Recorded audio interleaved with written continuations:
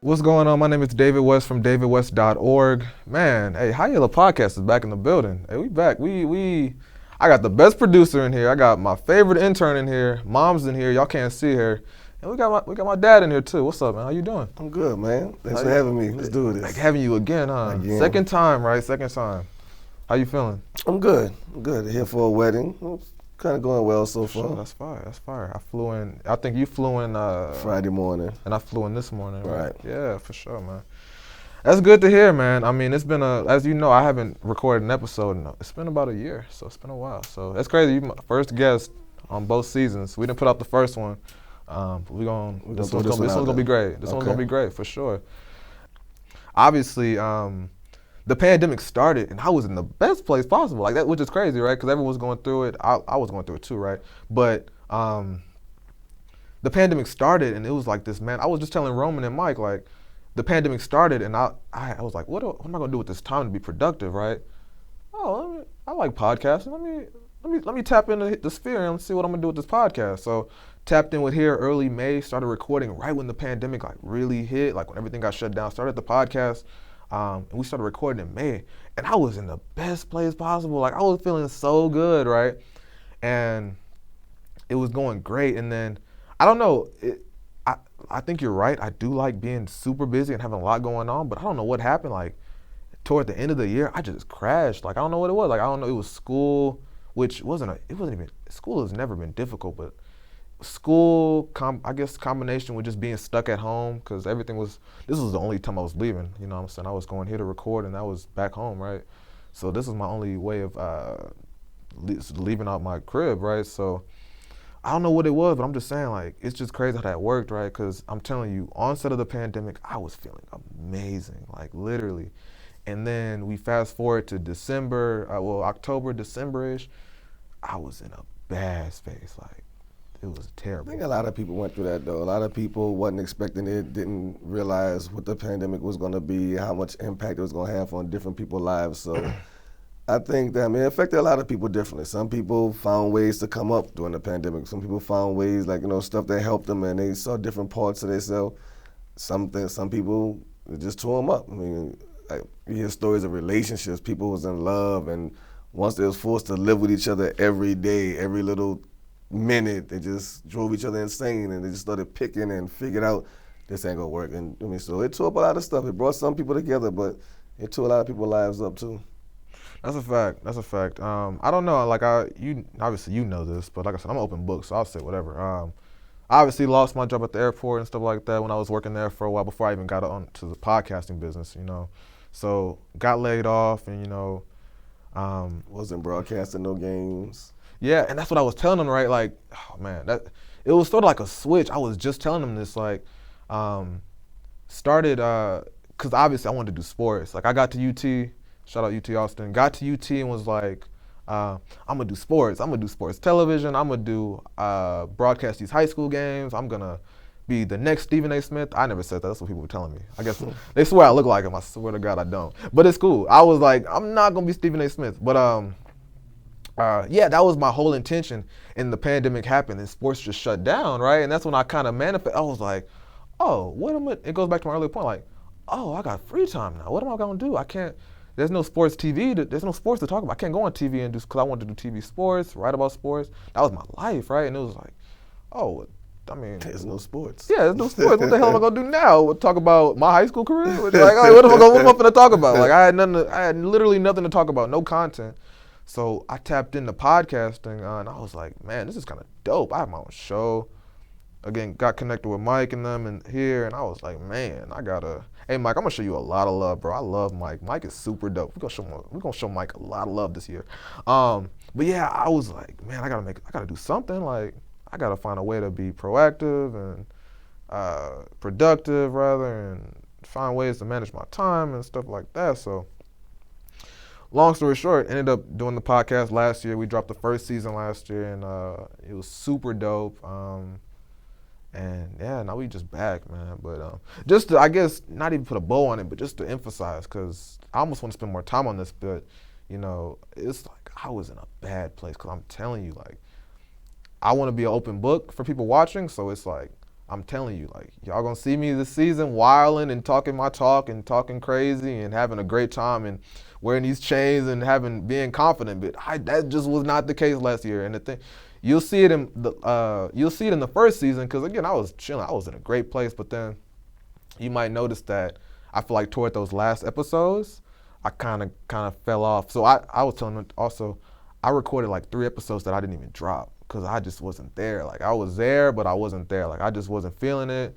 Didn't even want to do this no more. Like I just was not with it no more. Like, but it goes back to your other point, right? It's like the pandemic. Right? Everyone kind of shut down and stuff like that. But it's just impressive to me to think about like I was doing great at the top of the pandemic. Like I lost a job, but thankfully, God's will, I had another one. You know what I'm saying? So I was okay. You know, I did relatively. I was doing fine. You know what I'm saying? Like, but at the same time, like I was on a high. Like moved back in with my mom from Austin. Like had to go back home and live with her and my dog, and like I had to go back with them. And like I was on this super high. I was reading every day. I was meditating.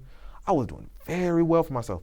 And then I don't know what the hell happened. Like, what the hell happened? End of the year, like, I just crashed, man. So I don't know. We're gonna spend too much time on it, but like, I I really did want to start this off by saying like, open book. I'm gonna tell you everything. And again, it stood out to me when you told me like, I heard it. I hear it in your voice. Like, you just not you right now. Like, you know what I'm saying? I remember that call. So I remember just about everything you said on that phone call because I was like, man, he's 100% right. Like, I am not me right now. And I was waking up like, yeah, I'm not good. Like I'm not feeling myself. You Like, back to normal now though. You might be past where you was. You got what a do lot you, more in what energy. sense? Like how? You just your energy is up. Your mood, your conversation, just the joy you have in life right I'm now. talking a lot. Hey, if I'm talking too much, y'all tell me. I might be talking a little too much. Man, I all the don't want to stuff you got outshadow my going right guest. now. I don't know. I'm just really trying to hit on this point. So I don't know. I 100% agree. I'm in a way better space than I was 6 to 8 months last year, right? So we done came a long way, man. It's been a blessing. I'm back in Austin, so like I'm doing my thing back in Austin, doing a lot of cool stuff there. And now the podcast is back too, so it's super fire, super fire. Interesting. I was telling them also, right, because you were moving to Oregon as I was transitioning. Like, am I gonna stay in Right. Houston? Am I gonna go back to Austin? Like, because my lease had ended, I was trying to figure everything out, and I don't want to spend. I'm not gonna dive too much in that because I told my guys over there earlier, just how God works, right, and how He like changed. Because I was going home. Like my lease ended in June, and I was like, oh, I'm gonna go home. Like it's set in stone. Like I'm about to go back to the crib, and I was almost a little scared, right, because again, I started off so good at home when I moved in May 2020, but then it was like that back end of the year, it was like, man, I'm just in a bad space. So I was like. I was hesitant, right? I was hesitant to go back because I didn't know whether or not what space I would be in. Like I feel like I would be good, but you don't know. I mean, now that I live by myself, it's like now I I'm don't think the home didn't put you in a rut. It's the lack of things to do. I mean, if you was home now and still at the same, being pulled in all the different directions you're being pulled in now, I think it'd be good. I don't think going home put you in a rut. I think the lack of activity, the lack of things going on in your life put you in a rut. case in point. I've come a long way from where I was. You know what I'm saying? That's very possible for anyone listening. Like it's very possible. The conversation we've been needing to have.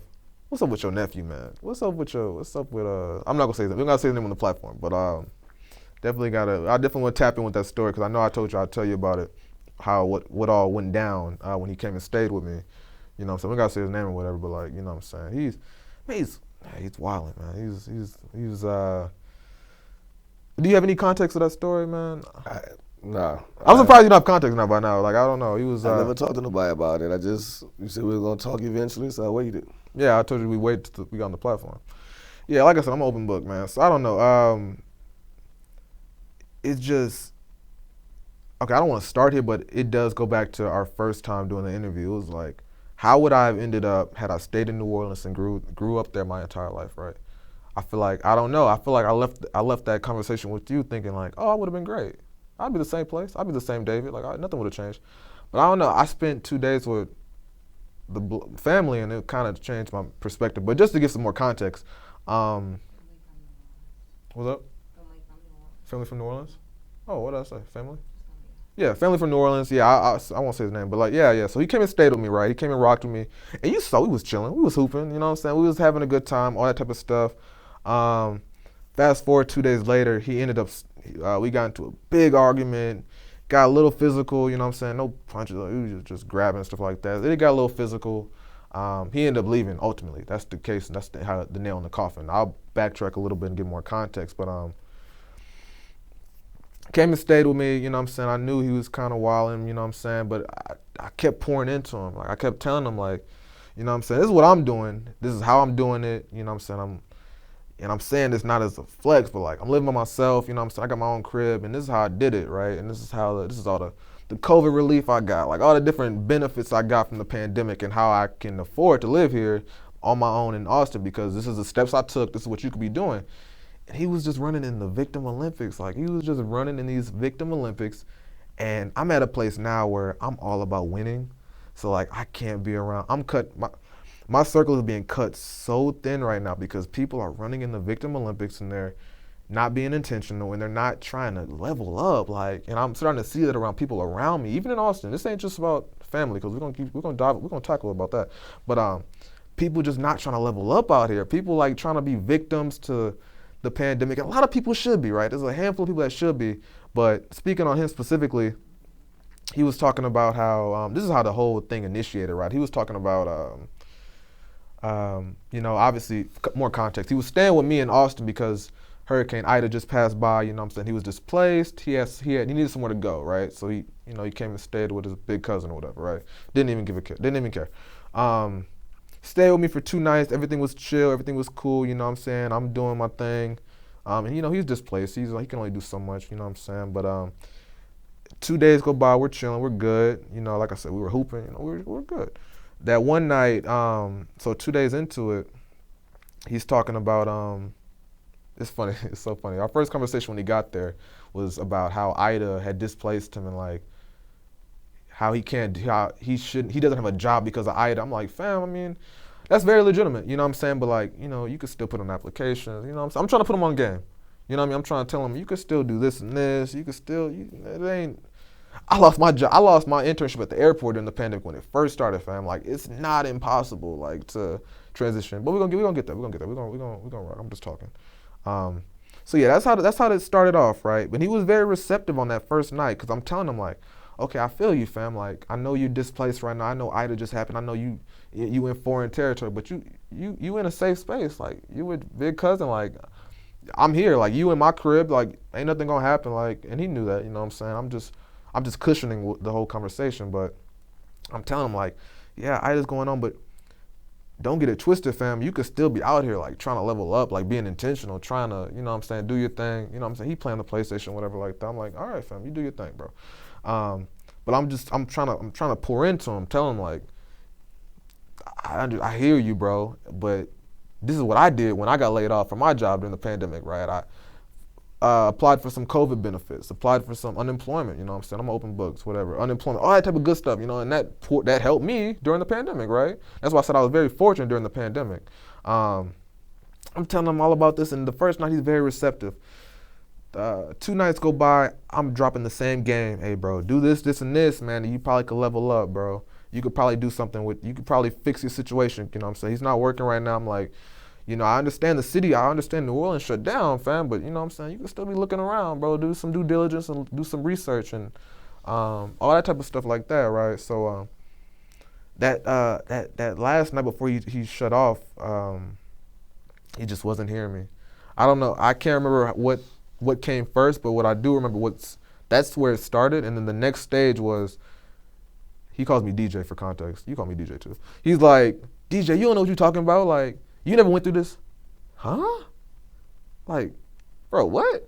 I think just hearing what you said so far. Yeah. Oh, let me let you rock. I'm gonna keep going. I'm talking my talk, but go ahead. I'm gonna let you rock. I'm gonna charge it to you. Huh? I think I'm gonna charge that one to you. Yeah. I think that knowing him, knowing what he's going through, knowing what's happening with him right now, I think the first day you give it to him, you try to put him on some game, you sit there and this and that, and that's it. I don't think you every day make it a point to keep, not force feeding, but you want to see him do better, but a person has to want to too. So if you're giving someone some honest talk, You give it to him that one day. Maybe the second day if it comes up. After that, you don't do it no more. You know what? Yeah. You know what I think it was? I think just knowing I have limited time with them. I don't know because I pour into everybody. Yeah, but you can't do it all. I mean, like I give it to you. You're not feeling it. You know, I'll come a different way. After that, it's done. I mean, You think so? Yeah, if I force feed you, Hey, I'm just getting started. The story just getting started. I'm gonna keep going because it like I said, it got a little physical. You know, so we because it's like not kicking the person when they're down, but it's like your path was different. Different opportunities came your way. Different stuff happened to help you. He's not having that same thing. He's not happening for him.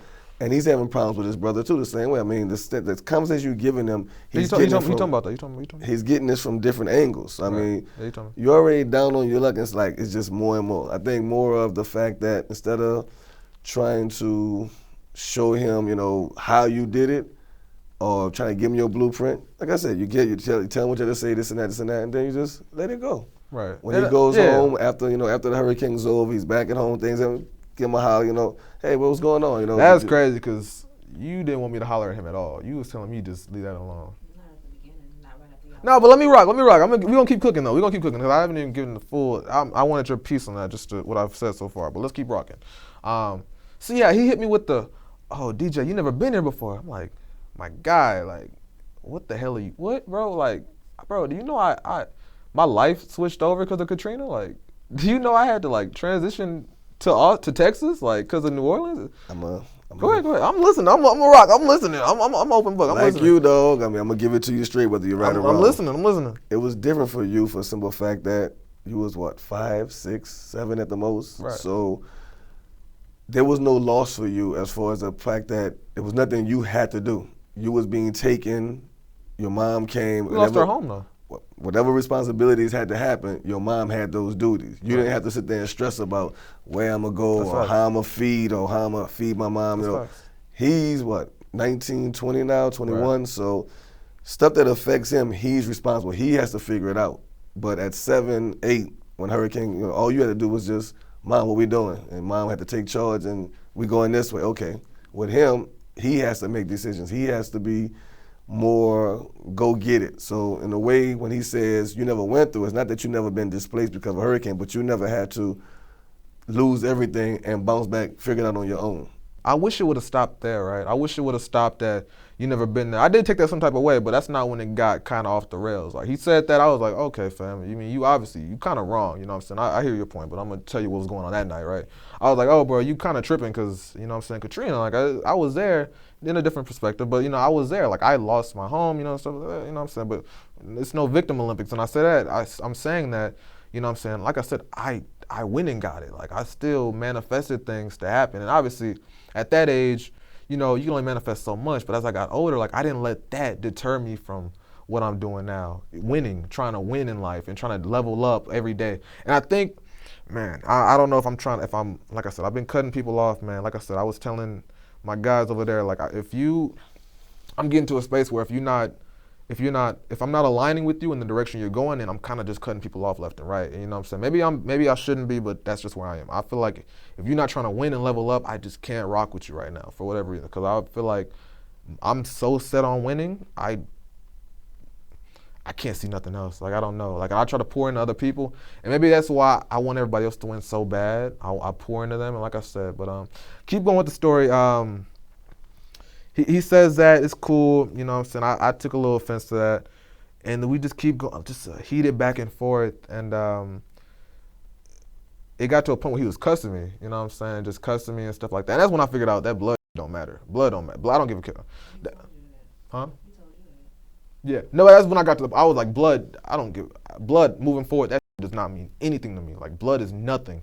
You know what I'm saying? Again, I'm in a space where I'm gonna align myself with people going in the direction I'm going in. So I'm looking at my mom. I'm sorry, she over there. Y'all can't see her. I should have put a camera. But I'm aligning myself with people that are going the direction I'm going to. They're not running in no victim Olympics. They're not trying to blame the hurricane. They're not trying to blame anything because you have to be intentional at the end of the day. It's good to hear your success. It's good to see where you at. Okay, I'm proud. No, but you say I don't want to go there because it sounds like I'm bragging. You know what I'm saying? No, I'm saying, but you're comparing. Look, I'm doing this. You can do it also. But it wasn't That's good though. Yeah, but you can't do it every day. You gotta I'm giving you the game. It's up to you to take the game. That's it. You can't think about this. Yeah. When you're younger or when you're in a bad time, you need support. You need, you giving him a roadmap, that's good. But you also need support. You need, in his situation,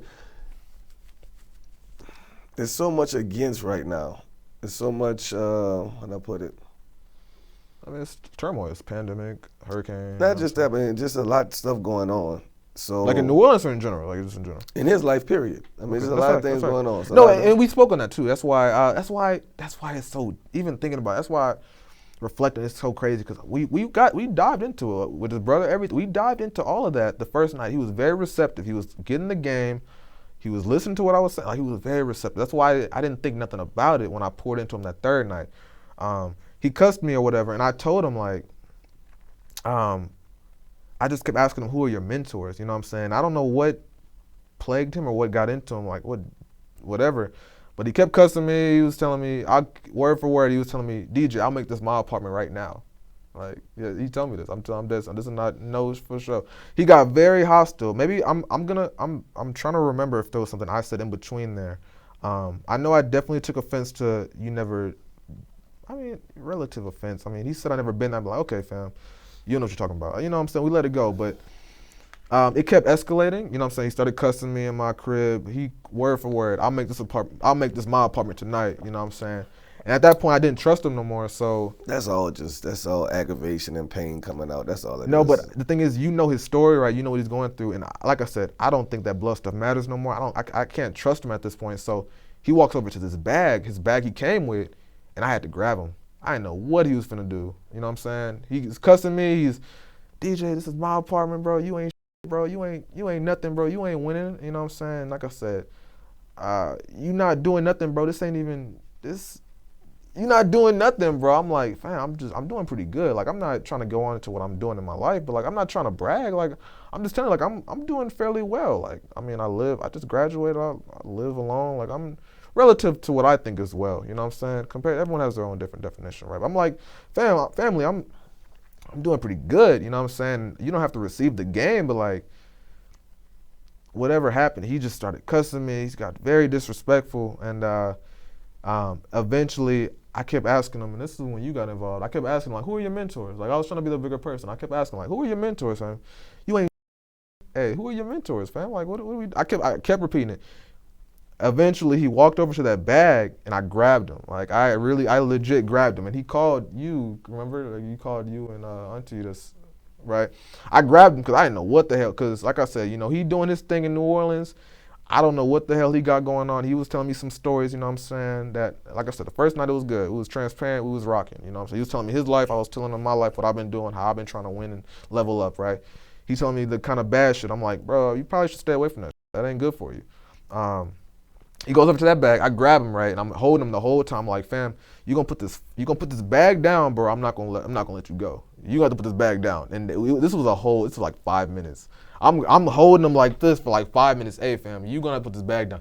Like, DJ, get off me. I'm like, bro, you got to put this bag down, or we just gonna sit here and hug all night. Like, I'm like, bro, you gonna do something.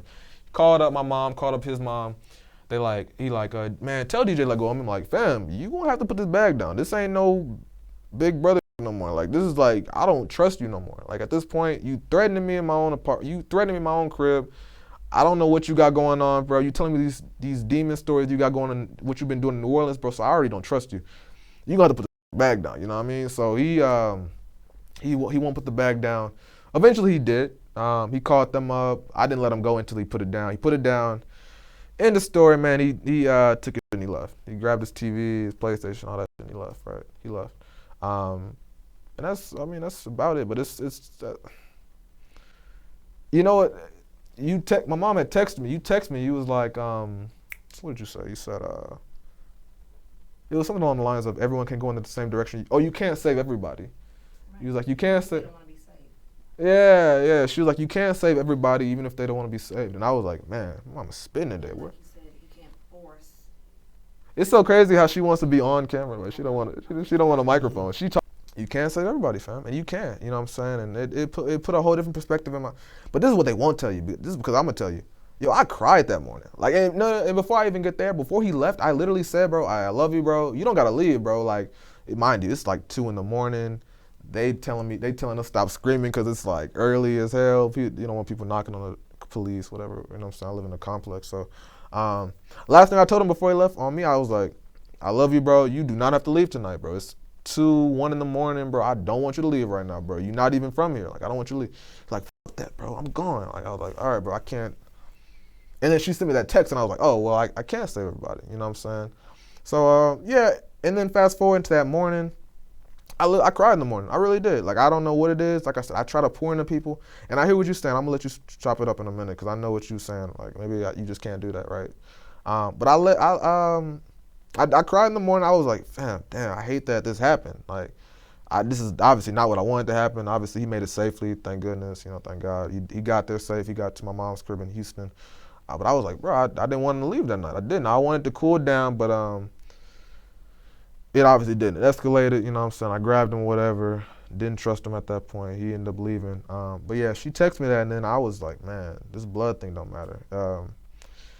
If you just gotta align with people that are going the same direction you're going in, and you just gotta make it happen. So that's the story though. That's kind of how it ended. So me and him, we haven't spoke since. Oh, and this is one of my favorite lines of all time, right?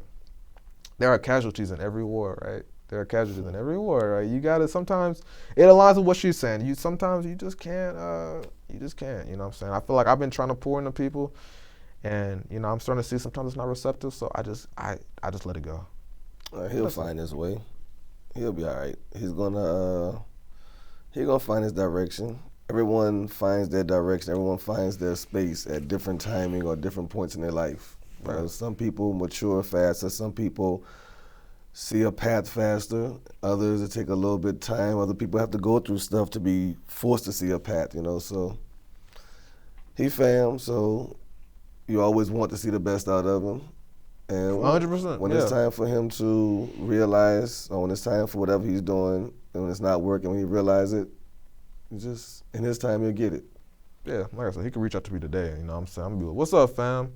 But yeah, I mean, I hated it for the fact that I didn't want to leave that night, and I told him like, I love you, bro. Like, this ain't nothing, bro. We can cuss at each other all night. We can scream at each other. Like, that shit don't matter, bro. Like, it's still love at the end of the day. But I don't know. Yeah, I definitely try to pour into people, and maybe I shouldn't at times. Maybe I just need to let it go. I mean, like I said, you want to see people do better, so give them your roadmap or tell them what works for you. But at the end of the day, they got to choose to want to do better or not. You know what? This is why I was crying in the morning. This is why I was really upset, emotional in that morning, because not only was I pouring into him, I'll tell you some game. I literally asked him. I was like, bro, make some. Using the music, he makes music. I like make some beats for my podcast. I feel like I want to have some different music in the background. You know what I'm saying? This is a whole different game. Y'all gonna hear it. I'm gonna do some stuff with some music. I was like, make the beats for my podcast, and he was again receptive. He played me like 20 beats that night. This is the same night, way before all this stuff happened. He played me like 20 beats. We listening on the speaker, we vibe, and I'm like, yeah, send me that one. Hey, yeah, send me that one. Yeah, I like that one too, bro. You did some shit on that one. Send me that one too. It's just how it was such a quick 180 that it switched. That's why I was so distraught almost, like in the morning. Like I was kind of shook, like very aggressive at that night, but like I felt bad going to sleep, woke up feeling the same way. Like I was like, man, I take accountability for it. I want to leave it alone. Who, me? Yeah. Yeah, no, 100%. Yeah, but I mean, that's the story. That's what happened. I know I didn't tell you about it, but I wanted to save it. Because I feel like there's a lot of things you can learn from it, man. I mean, like I said, I'm so adamant about winning and like slimming my circle. And go ahead, what you think? Can't make everybody. You know what I'm saying? Everybody's path is different. Everybody's timeline is different. All you could do is, you know what, this works for me. Try this and that. Then that's it. Enjoy the time. Like I said, not just that what's going on. You gotta realize too, man, he's right in the middle of just Hurricane Ida. So there's a lot of things going on. It's not even, you just take everything out. So he's already in a bad place. You don't know what's gonna happen when you go home. Your house might not be there. So there's a lot of things that can add to it. And then just like going in at it every day with the same thing. One day, yeah, if it comes up again the next day, give him a little bit more if you think of something else you didn't say the day before. After that, that's it. Either he gonna receive it or he not. I don't know. I hear you. I'm gonna leave it here, but like, what I said at the beginning, I'm not running in no victim Olympics moving forward. I'm just not. I don't think that's a path to success anymore. I think I don't blame my circumstances. I take full accountability for every single thing that happens in my life, no matter what it is. I got displaced because of the hurricane. I got displaced during the pandemic. I made it happen. You know what I'm saying? And I can't. I'm at a space where I know now that I operate a little different. I'm a little more mechanical. I'm a little bit more. I manifest things. I'm very intentional. Shout out to my guy. I'm very intentional in the way I do things. So I try to. I don't make excuses anymore. Like I feel like winners just don't make excuses.